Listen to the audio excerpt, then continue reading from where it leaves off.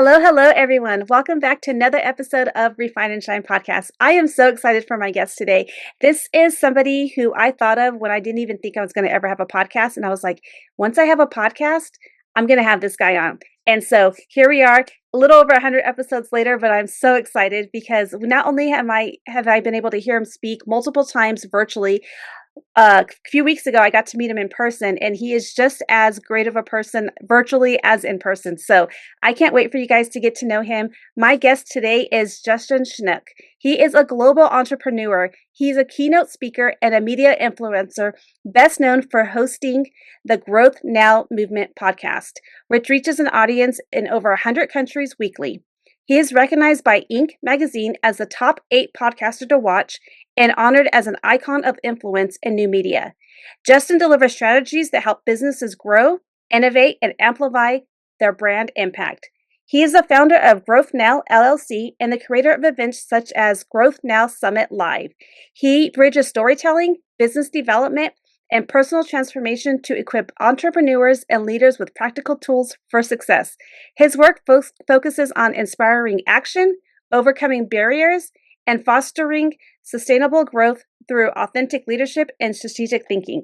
Thank you, Justin, for being my guest here today.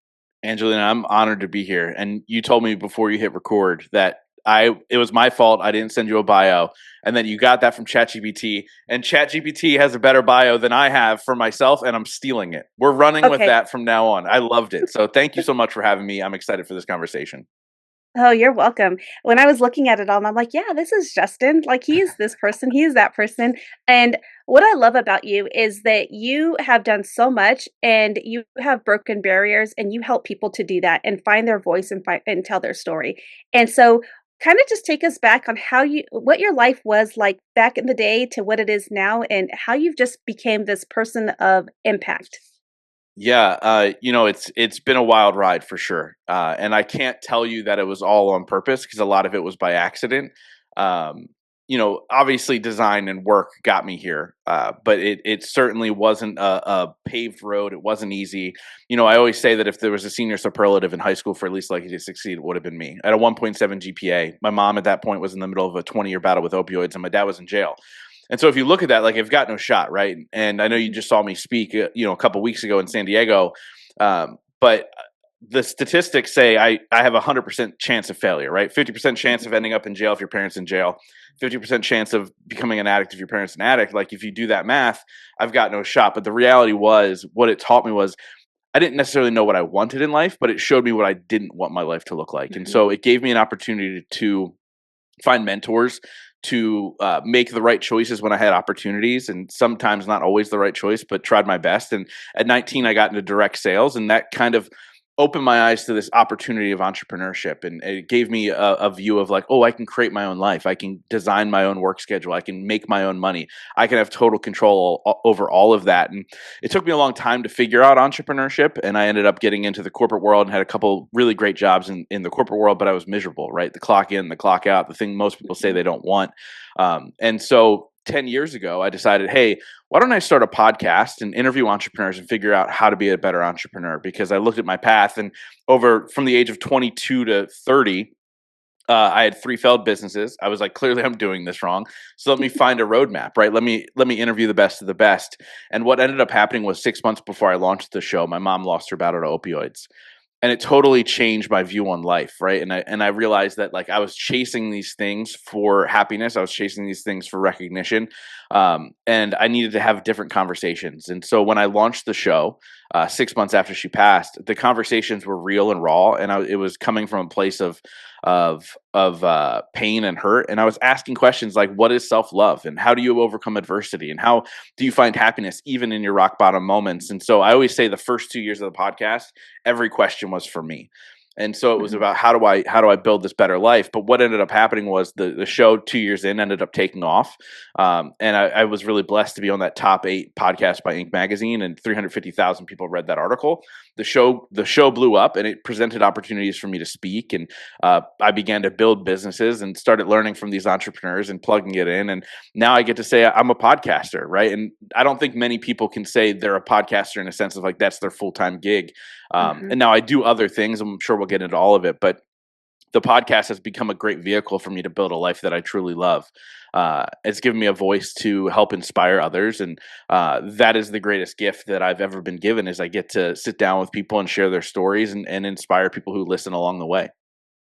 And that's what I love about the podcast, and that's what I love when I had heard about your podcast, and I was in a mastermind with, Brooke Hemingway, who you were on stage with just recently, and when we were in that mastermind and we heard you speak and you talked about your podcast, I'm like, it was the story where you said you were almost wanting to give up. You felt like it was 5 years into the podcast, you felt like it was really, you were just kind of like hopeless in a bit, if I remember correctly, and you got that one message where that one person and you made such an impact on that person. And that story, which I'm getting chills right now, but that story is why I decided I wanted to start a podcast. I don't know if I ever told you that, but that was You why. you didn't, and I'm honored, and I think that I used to say, I don't say it anymore because I've evolved and changed, but I always used to say I wanted to be the person on stage or the podcaster that people would look at and go, well, if that schmuck could do it, I can do it too. And that's really the thing, right? Because there's a statistic that based off of the sheer number of people in the world, and I learned this from Preston Smiles, so I always want to give credit where credit is due. And he said on my show years ago, at any given point, there are 75,000 people that need to hear your message specifically from you. And I was like, and I said to him, like, what do you say to people who are afraid to share their story or share their message? And he goes, how selfish of you, right? You're able to share your story to help inspire and impact so many people.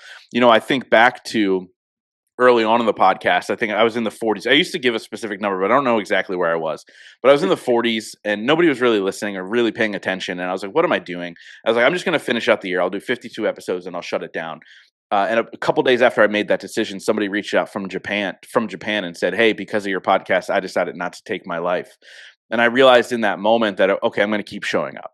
Whether there's one person listening or a million people listening, I'm going to show up and I'm going to share these stories of inspiration. And hopefully, more people will be impacted. And since then, over the last 10 years, I've had 5 or 6 people reach out and say that to me. And thank God that I get to show up every day and be that person and inspire people to take that leap. Right now, I will say this. You said in the intro you were excited to interview me, and you're now over 100 episodes in, and now you're finally doing the interview. That's also my fault. I thought you messaged me on Instagram. I said, yeah, I'll do it. I never scheduled, but I believe in the right place, the right time, and just honored to be able to sit here and talk to you. Oh yeah, for sure. I think it's all about, God's timing and God's divine intervention. And I think that it works out so well because not only did we get to spend some time together when we were in San Diego, and I got to hear you speak again in person, but we got to have some time, a conversation, and I think that that's more impactful. And I think that it just all flows in the right direction.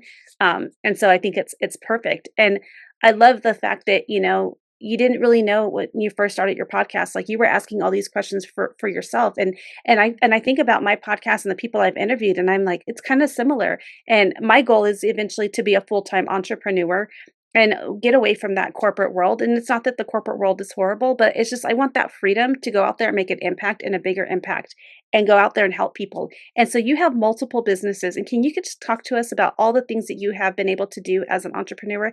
And also the 3 businesses that failed. I think that when businesses fail, it's just lessons learned, right? It doesn't mean you should give up. It's just like, okay, what did I learn and what do I need to tweak, right? Yeah.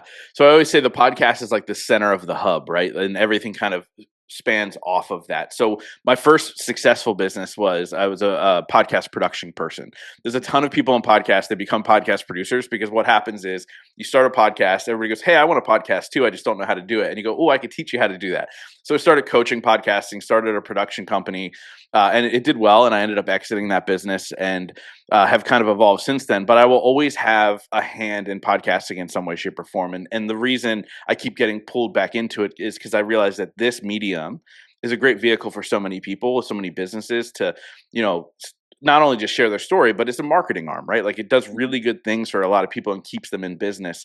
And so I started a company called Pod Brand a couple years ago after I shut down the production company, where we create social media content for podcasters to help them reach more people, right? So always that impact driven type of thing is what I always want to do. Obviously, I'm a speaker, so I get paid to do that. I get to travel and do cool things and hang out on stages. I have a mastermind called the Skeleton Key Mastermind for 6 and 7 figure entrepreneurs, helping them grow their impact and grow their income. I host my own event called Growth Now Summit Live. And I can't say what it is, but coming either later this year or early next year, we're going to expand the live events. I'm going to do something a little bit different as well. So, always looking for that next thing. It's funny. I don't work a ton, and I share this with people because I hope it inspires them to kind of look at entrepreneurship a little bit differently. I used to be the entrepreneur that ran ragged all the time, right? Sun up to sun down, the sun would go down, and then I'd go have dinner, and then I'd go sit back at the computer and continue to work. And I was like, this is not what I signed up for. I wanted freedom. Like I wanted to create my own life, and yet I'm a slave to my clients. I'm a slave to this. I work about 3 to 4 hours a day now, and it's such a blessing that I get to be able to do that. But I only pour myself into things that inspire me, that light me up, that are fun. And so I had a conversation with another entrepreneur who does things like me, like they build communities and they lead people and they do all that stuff. And he looked at me, but he doesn't work a ton either. And he looked at me. We were both at a mastermind retreat, and he said, "What do you do when you get bored?" And I went, "Oh." And I didn't even realize I was bored at the time. Like I was just going through the motions, right? Because I wasn't working a ton. Mhm. And that's what's inspiring this new idea for me of like, what's next? What's the next iteration? And so I think you said this before you hit record, but you said, what's not growing is dead. And I say that all the time. Mhm. Um, because you become complacent, and what else is there, right? And so for me, it's like, what's that next opportunity? What's the next thing that I can build to help inspire and give people the tools to build the life that they want? And so that's where we're at now. And so there's always that next innovation, that next thing. But the event space is something that you run away from because it's really difficult and it's hard to move tickets and it's expensive and all these things. But it keeps pulling me back. You mentioned the failed businesses, and we can deep dive on that if you want. But the one was actually an events business. When I was Mhm. 24, 25 years old, I had a business with a business partner, and we put together seminars and expos for entrepreneurs and business owners, and we'd focus on different things depending on the seminar. We focused on like marketing and customer service and all these things. That ended up failing miserably, and it was one of those. It was successful for a bit. There was a brief moment, and it failed miserably. And I never thought I'd get back into it. But here I am as one of my businesses putting together events, which is wild to think about. Now that I'm 41 and still doing it, it's pretty wild. Well, I think that that's so important is that like you might be able to, I think that because you were able to do an events, you were in the community, you were doing the events, putting on these events, maybe it failed because it wasn't like, it is hard to put on an event. Like I have done a few events, and it's just, it takes a lot of work. You got to have find the space, you got to, the advertising, you got to get people who want to go and spend the money. A lot of people don't believe in themselves. They don't love themselves enough to go out and spend that money. And for me, just personally, my opinion, I'd rather spend money going to an event and growing myself than getting my hair done or my nails done and things like that. It's just the way that I am because I get so much out of an event. I can attend an event like we just attended a 3-day event. I got so much out of it by talking to people, networking with people, and just hearing the different stories. And I came back with like, okay, I'm going to do this. I'm going to do that. Like all of these inspirational things. And I get my hair done, it's just like, "Hey, I got my hair done." Like, it's not as inspiring. I'm just being honest, and Yeah. when you think about the cost of getting your hair done, it costs a lot of money, you know? Well, for me, because I have really, really long hair, but, and so it's just little things like that. It's like, it's not that I don't love myself enough to get my hair done, I can just get a box of dye and do it myself. But it's just those types of things because when I put myself in a room and it took me years to put myself in a room, I believe my first event that I put myself in the room was in 2021, so at that time I was 41. And so that's all those years I just put myself last. And people will talk when you go and put yourself in a room and like, "Oh, she's being selfish," and all these other things. But what a disservice to myself if I don't want to grow myself, if I don't want to make myself a better person. And I look at all the things that I have been able to create because I have been able to put myself into those spaces. And I think that that's what people should, really look at when you look at an event and you look at the cost. That event promoter, what the person putting on the event, they're paying for the event space, they're paying for the advertisement, they're paying, all of these things. And so you should just be like, and it's really, when you think about it, it doesn't cost, it's not really that much. People spend more eating, going out to eat in a week. Yeah. Yeah. Really. Yeah. Growth Now Summit Live is an affordable event. And the reason I did that is because I realized that I had this great vehicle where I got to sit down and interview the brightest people in the world from all different walks of life. And, I've had some really cool guests on my show, and it was this great vehicle for me to be like, wow, I have this opportunity. And then I realized most people don't have that opportunity. Not only do they not have a podcast where they can get guests on that they are inspired by and they get to pick their brain for an hour and whatever, But more importantly, I was like, how can I take this and give it to people who really need it? And so like my event's super affordable. Like my general admission tickets are 197, my VIP is 297. And I do that on purpose because I remember the time I couldn't afford to get in the room. I remember the time that I didn't have this vehicle of podcasting to sit down with these people. And so what I do is I essentially take the best of the best who have been on my podcast and I throw them up on stage and we get to hang out with them all weekend long. My event's not the place where the speakers are in a green room. They're not, they're in the audience. They're sitting with everybody else. They're at the networking things. They're in the hallways, in the middle of, during the breaks. And that's one thing that I love that I've created. And I realized, 10 years ago when I started the podcast, I called it the Growth Now Movement. And I wasn't really sure what the word movement meant. Obviously, I know the definition of, but I wasn't even sure why I chose that word. It was really like I didn't like calling it Growth Now Podcast, and at the time, Growth Now felt incomplete. So I was like, let me throw another word out there, and it was movement. And last year at my event, last April, I walked out on stage and I kind of looked at the room, and I took a moment. I said, "Hey, do me a favor, stand up if you've ever been on my podcast as a guest." Or if you've been on my stage previously in my previous year's events, and half of the room stood up. And I realized like, oh, this is the movement. This is the movement that I've been talking about. This is the movement that I threw a title out, 10 years ago. This is what it was. It took me 9 years to really realize it, which is wild. But it was about people who are operating at a high level, who are selfless, who want to give of themselves, who want to show up, who want to support each other, who want to do all these things. And so when I look back at all my events, my favorite thing from all of them is the people who meet each other there and they go on to do something really cool, whether it's just a friendship or it's a business or it's guesting on each other's podcasts. And I'll tell you what, if you have a podcast, coming to my event's the place to be, because you can then interview all the speakers. You can then have all the people that are in the room be on your show, and you'll literally have a year full of podcasts with people that are there. There's a woman, she'll be back at my event this year. She was there last year. Her name's Angie Callan. A great entrepreneur. And I just remember after this last year, I think to this day, she's still interviewing people from my podcast last April, or from my live event last April. But again, people are worried about getting in the rooms. They're afraid of it. But honestly, if you don't get in the rooms, you're not going to grow. You're not going to level up. You're not going to find the right people to support you through the process, because being an entrepreneur is difficult. Mm-hmm. Strike that. Life is difficult. And so when you have the right people around you, it becomes a lot easier. Right? Like we go through hard things, but if you have the right people surrounding you, it's going to be a lot easier for you to navigate those hard things. Yeah, absolutely. And I think that when you can talk to somebody who knows what you're going through or has been there, and just hearing, like, getting that feedback, that honest feedback, learning some of, like, if they've failed, it's not necessarily, it's like a lesson learned, right? Like, we've all been through life. Life is hard, but like whatever happens to us or whatever lesson, like, take it as a lesson. And like, okay, just like we talked about earlier, you knew what your life, you didn't want your life to be like, right? From growing up in childhood and things like that. And I have the same perspective. I could have, there was a lot of things that happened in my childhood, and poverty and things like that. And I was like, okay, well, I know that that's not what I want for my life. And so we work hard and we grind and we do all these things, and then you get burned. For me personally, when I was working 60 hours a week, and I just got burned out working a job for somebody else, and I was like, wait, I can take another job and I can go and work a little bit less, make a little bit more money, and then go and do the other things. So my husband's always says, he goes, if we ever won the lottery, you'd probably still work. And I'm like, I probably would. I probably would. I would open up a nonprofit, like, I know the things that I would want to do. It's because, like, when I'm not going out there and making an impact or trying to, like, I feel like God gave us this gift and my brain has all these things it wants to do. And what a disservice if I'm not out there doing the things, right? And so I think that's important.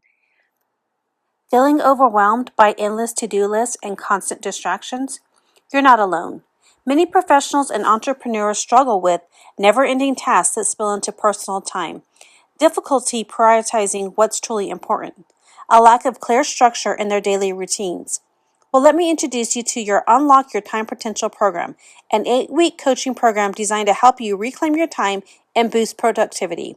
What you will gain is proven strategies to manage your day effectively, techniques to eliminate distractions and stay focused, tools to align your daily actions with your long-term goals. Ready to take control of your time? Join the waitlist today and be the first to know when enrollment opens. Don't miss the opportunity to transform your productivity and achieve your goals. Check out the link in the summary notes.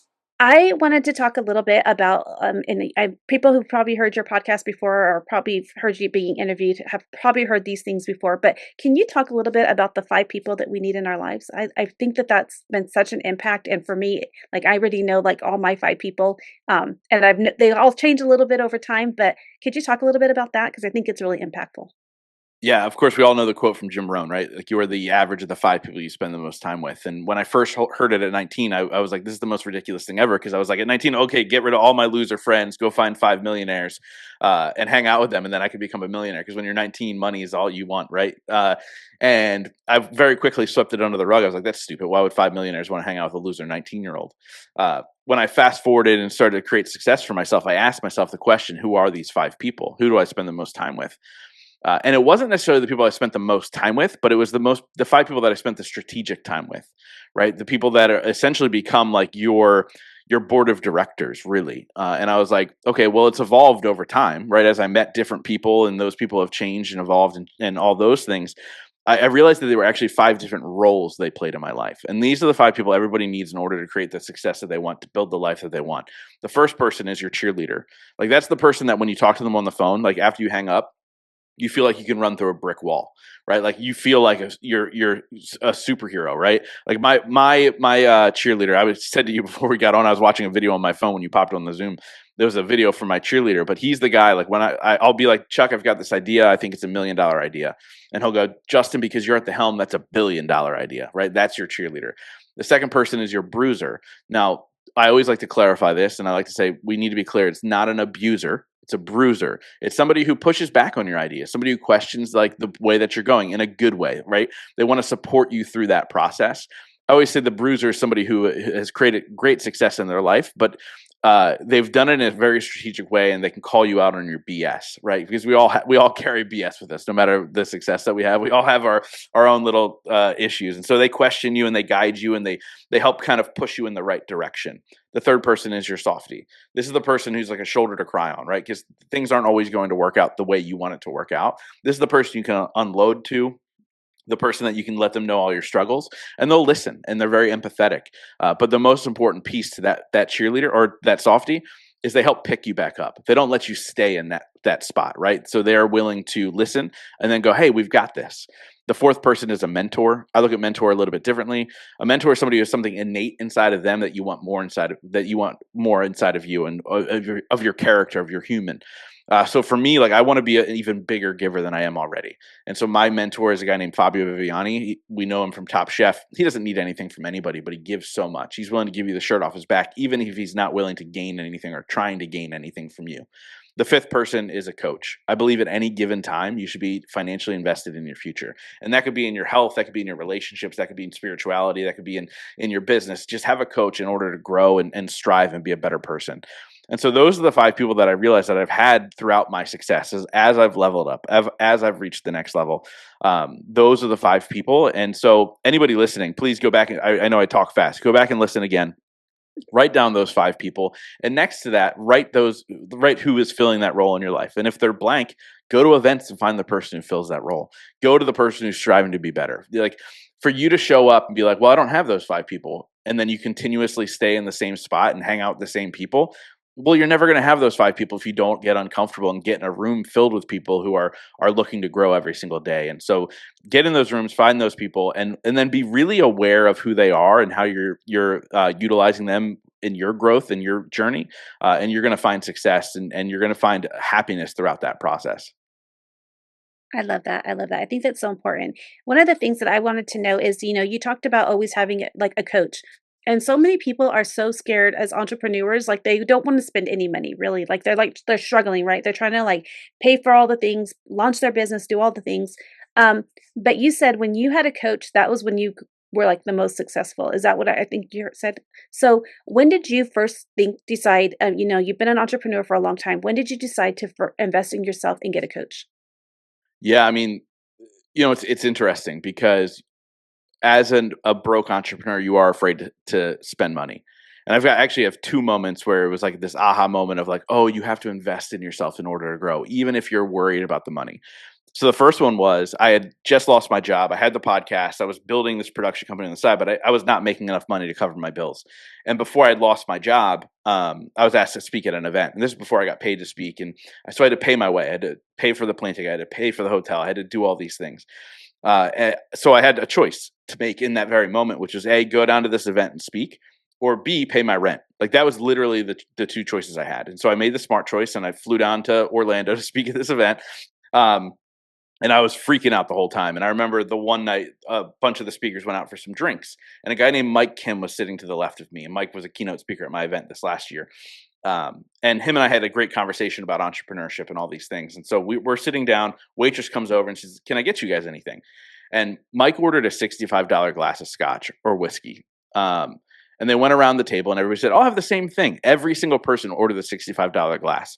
Came back around to me. I'm the last person in the circle. And she looked at me and she's like, "What can I get you?" And all I wanted to say was water, but I was like, oh, I felt like I had to fit in. And I was like, I'll have the same thing, right? After a gulp. And I'm like, I don't know if my credit card's going to go through. I don't know what's happening. So she comes back. She goes, "Can I get you guys anything else?" Mike goes, "I'll have another one." And they go around the table and everybody ordered another one. And it came back to me and goes, I'll guess I'll have another one. And so long story long, Mike ended up paying for everybody's drinks, which was great because then I have to worry about my credit card getting rejected. But the conversation I had in that moment changed my perspective on entrepreneurship. And I went home and I made $22,000 in the next 3 weeks, and I never looked back. Rent was covered from then on out, and I didn't have to worry about anything. And so I realized, oh, hold on. I have to take the risk when things aren't working out in my favor. I have to invest in myself. The second piece is obviously when COVID hit, 75% of my income at that time was speaking at my live event. That all went away overnight. Mhm.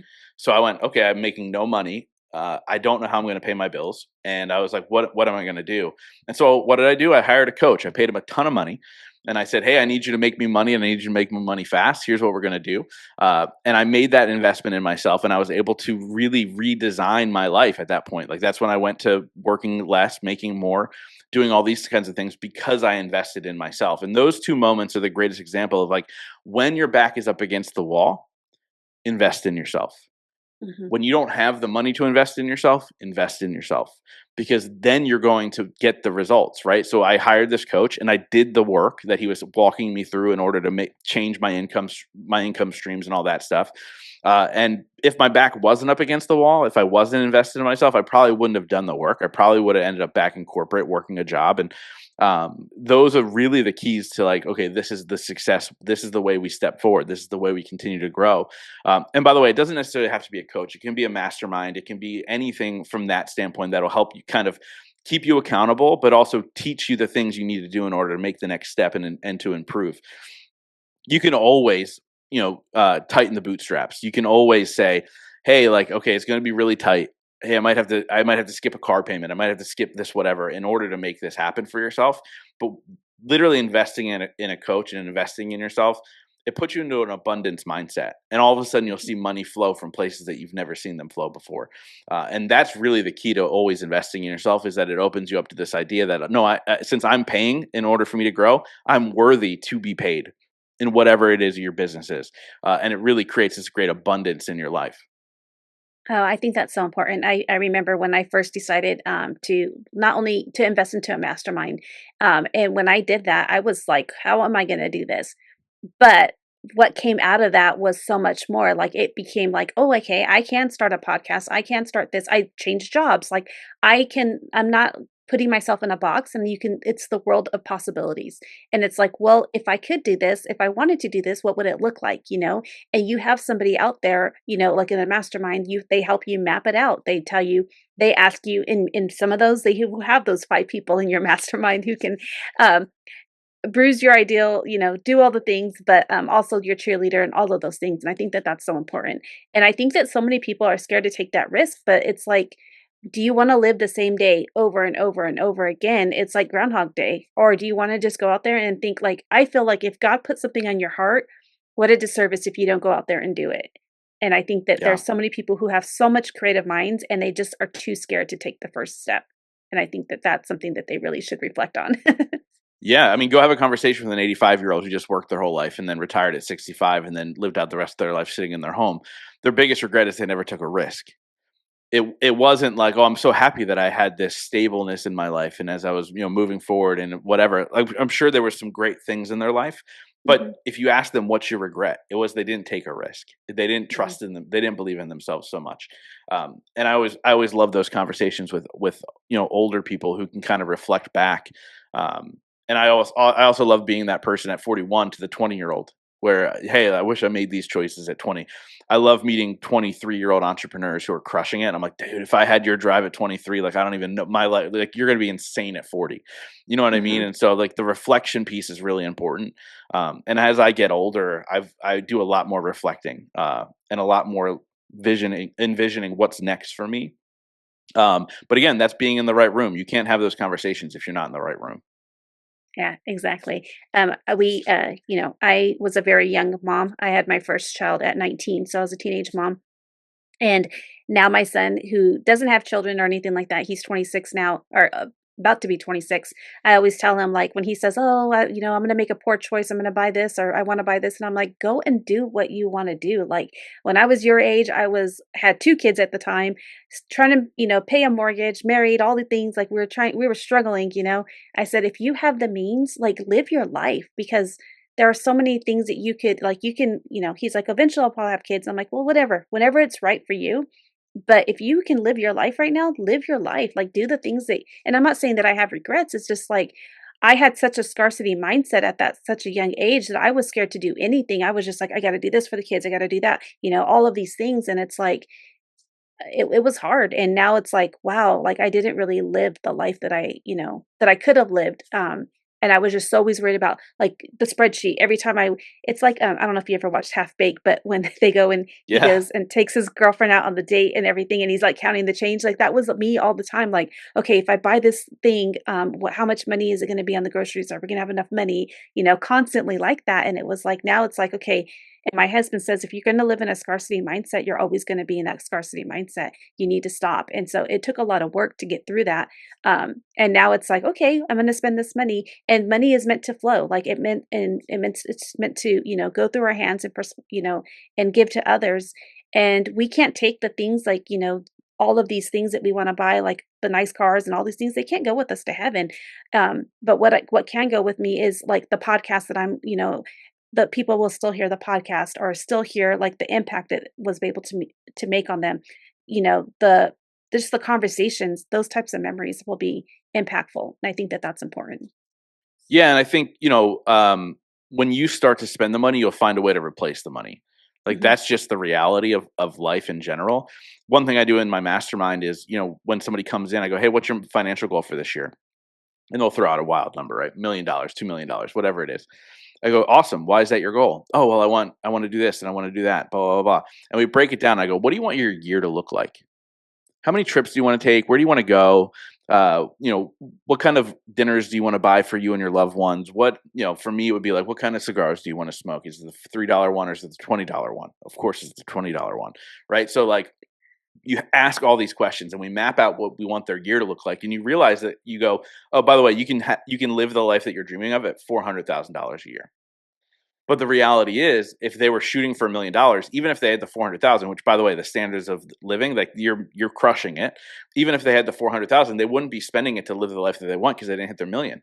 That's still living in a scarcity mindset. Like, no matter Mhm. what number you're talking about, right? Like, we can have the conversation of, oh, I want to make $100,000 a year. Oh, I only made 40. Well, at $40,000, you can still live a decent life if you do it the right way, right? There's always ways around the way you want to design your life and what you're planning for yourself. And so I always say, focus on experiences. How much would they cost? And how can you provide that for you and your loved ones? And how can you kind of create that life? And then you'll find a way to do it versus like, oh, I got to hit this dollar amount. And if I don't hit this dollar amount, I'm not going to be happy. Money is not the answer to happiness, right? The experiences Mhm. that you create, the giving that you're able to do, that's what creates happiness in your life. And if it's things that you want to buy, guess what? You can't take them with you. Like, so create memories, enjoy the experiences that you're living for your life. And yes, go on that damn trip. Like, even if you're going to be a little tight at home the next month or whatever, go on the trip, enjoy the process. So many people miss that mark, trying so hard to build wealth and build money and do all these things. Like, Focus on experiences, focus on the people that are around you, and it'll all take care of itself. As cliche as that sounds, money will find you. I say all the time, people chase me to pay me money. And they're just like, oh, yeah, well, don't worry about it. Don't worry about it. We'll find a way. And that is the true abundance mindset. When I was in the scarcity mindset, I was like, please give me money. And nobody was giving me money, right? You have to flip the switch before the money actually flows. Mhm. I love that. Uh, I think it's really important. One of the things that my husband and I did last year when we were like figuring out our taxes and things like that, we were like, "What? We spend so much money going out to eat." And so we were like, and some of the food wasn't even that good, right? So what we ended up doing was we're like, "Hey, let's not eat out for a little bit." And we invested into like making our backyard a little bit better, like a little sanctuary for us. And we got the really great Blackstone grill, and we had so much fun all summer like cooking for each other. Like he would cook and I would do the sides, and we still do it today. Like we had so much fun just by like looking at, Kate, we really want this grill, but we always felt like we didn't have the money for it. And then we're like, wait, if we just cut back on these things and then we can do that. And we like even today, like my husband cooks, and I'm not even last night I was laughing. I was like, I think it's so great he cook. He goes, yeah, because I can cook better than you. And I'm like, and that's not a lie. I said, that's okay. I'm okay making the money and you being the cook. Like I'm good with that.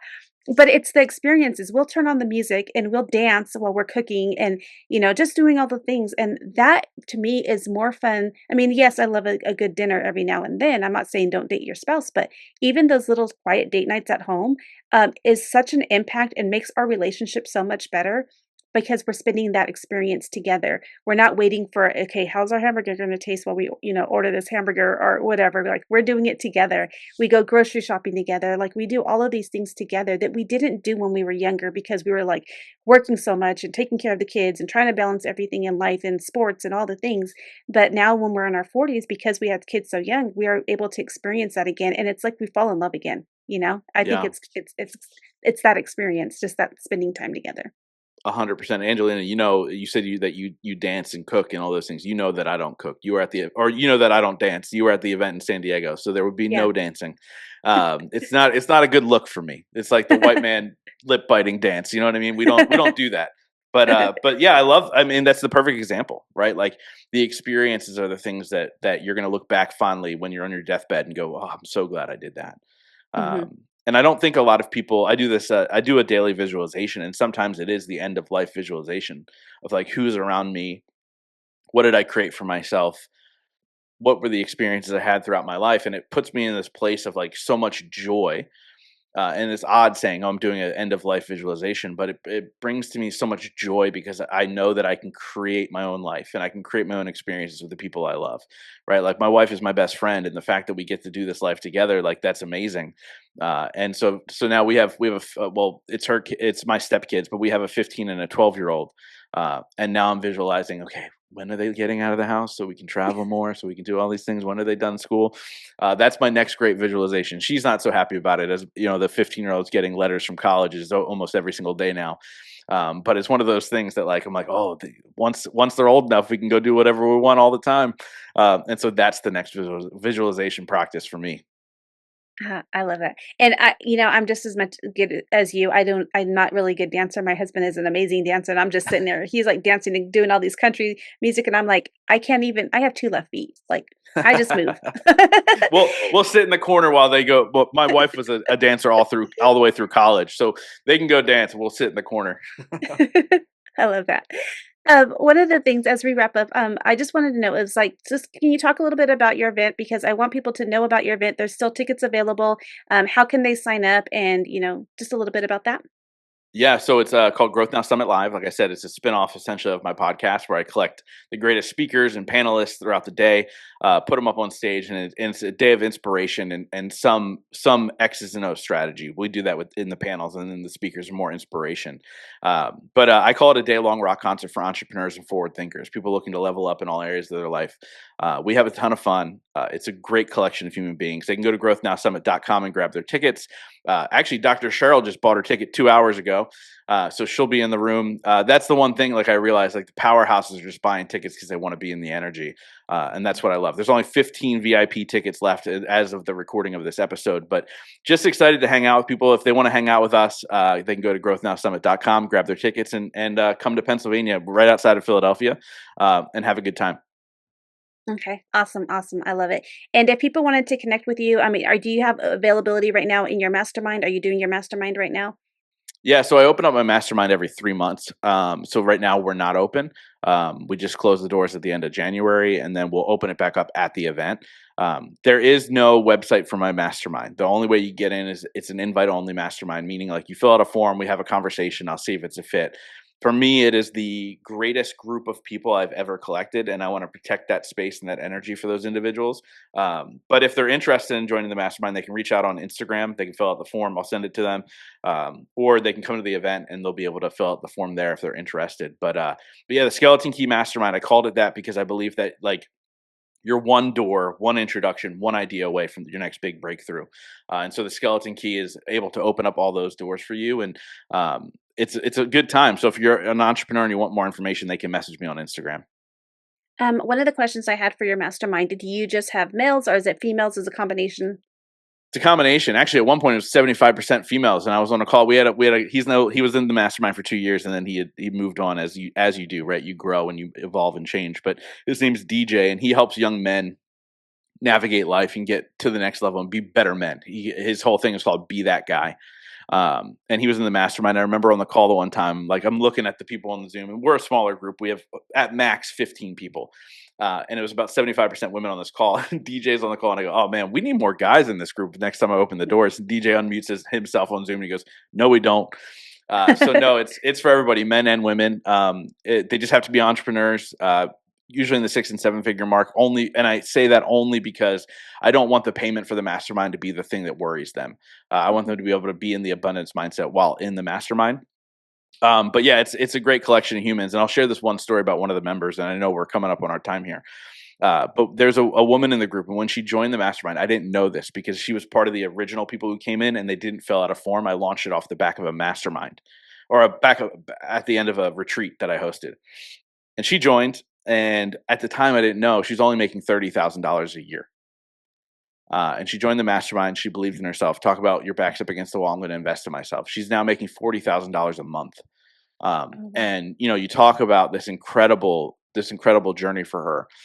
So yes, I'm open to people making under 6 figures, but I also want to protect the space because we're all growing and we're all evolving. But yeah, it's a collection. We have somebody who's 24 in the mastermind, and we have somebody who's 60 in the mastermind. So it's a wide range of individuals, but all growth mindset, all giving before they receive, because that's our number one rule. You have to give more than you receive, and it's just a beautiful collection of humans.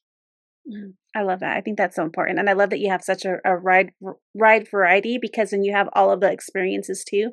And then a lot of people would look at like a 20-year-old in their 20s, like they don't really know much, but the technology and the advancements that they have really, like I'm learning from my 20-year-old kids all the time because of the things. I'm like, "How do I do this on my phone? This is just an update," and they just can go through it really quickly. I mean, my son builds his own computers, and I'm like, "How did you do that?" He goes, "Oh, I just watched YouTube and I figured it out." And I'm like, Yeah, it's "Okay." crazy. I'll say this: the 24-year-old's more mature than I am in the mastermind. He's married. He's married, has a kid, has a great 6 figure business. It's actually a car detailing business. His name's Ethan, and he's just such a really great human being who's there to give as much as he is to continue to grow his business. And it's just like my whole thing is like just be a good human. Like if you're a good human, everything's going to work out. Like yes, there will probably be some people who take advantage of you, but that's part of the journey, right? It's all part of the learning. But yeah, I mean, I learn from every conversation I have, and so for me, I'm never going to like not be fully engaged in the conversation that I am, because I'm like, what am I here to learn, right? And Mhm. sometimes it's just a little bit of inspiration. Sometimes it is something to help me in my business, but I don't care how old you are. All I care about is if you're a good person. I think that's important. How long have you been doing your mastermind for? We are coming up on 3 years. I think 3 full years. I think as of right now, it's 3 full years. And we've had people that have stayed the whole time, which is really cool. Like I have people that are going to be going on to their fourth year with the mastermind. They're like my founding members that are just Mhm. they're like I'm never leaving. And so I love that. But yeah, so we're just about to roll into our fourth year. That's awesome. That's awesome. So I'll definitely make sure that I have the link to your event on in the show notes, but and all of the things, your Instagram and your podcast as well. But one of the things I always love to ask my guests as we wrap up, what is a word, a phrase, a quote, some type of action, a book to read, something that they can do today in order to help them refine and shine? It's a great question. The one book I recommend for everybody is a book called "Who Moved My Cheese." It sounds ridiculous, but it's about a I 45 love minute that book. read. Yeah, it was a book handed to me when I was 19 years old. It changed my life and spoke to me exactly where I was. I think everybody should read that book for sure. But here's what I'll say: nothing works unless you do. And so you can sit and dream all you want, which I believe in dreaming. I'll dream all day if I have to, right? And I love it because that's how you get your vision. But take one step today to get closer to your goal. When we have this big vision, big dream for ourselves, it can become very overwhelming, and then we get paralyzed in the dream. But ask yourself, what's one thing I can do today to move the needle? And so, anybody listening right now, I want to inspire you to take one step, one action, one thing today that's going to move you forward. Whether that's buying the microphone to start the podcast, whether that's asking somebody who you think would be a perfect client to be your first client. Just take that one first step today, and then build off of that every other day after that. I love that. Can I tell you something really funny? So I used to coach. I used to teach at my old job. I would teach people process improvement, and everybody had to go through this. It was called a yellow belt. I'm a Lean Six Sigma black belt, which is like one of the top in helping with change, process improvement. And so I was the certified instructor, and so I taught like 600 people yellow belt, which is an 8-hour class. And anybody who won, like we would give them yellow, we call them yellow dollars, yellow bucks, if they got a question right. Or we would have these competitions with Legos. As we would teach a concept, we would do something with Legos, and then keep, at the end, we had this big old event that we would do, and just to put into all the stuff. And whoever won, whatever group won the little thing who had the most yellow bucks, they would get a copy of Who Moves My Cheese. I bought about 100 of them because I that book love is it. such a great book. And I would even give it to all my supervisors, because at one time I had 150 people I supervised, and I would give them to all of my supervisors, just to help them. And we would talk about it, because it's an easy read, and change is so important when we are growing, and we just need to learn, change is important, how to adapt, and how to respond. It's all of the things that Who Moves My Cheese helps you with. So I think I that's love important. it. That's one of my favorite books. I have about 15 still on my shelf right here. I love it. It's the best book, and people who have never heard of it, and you say that name, they're like, "What? Who moved my cheese?" Mhm. It's an important piece, but I love that you shared that with me. Thank you, Yeah. So I just appreciate you for being on my show today, and I just thank you so much. Angelina. Thank you. You're welcome.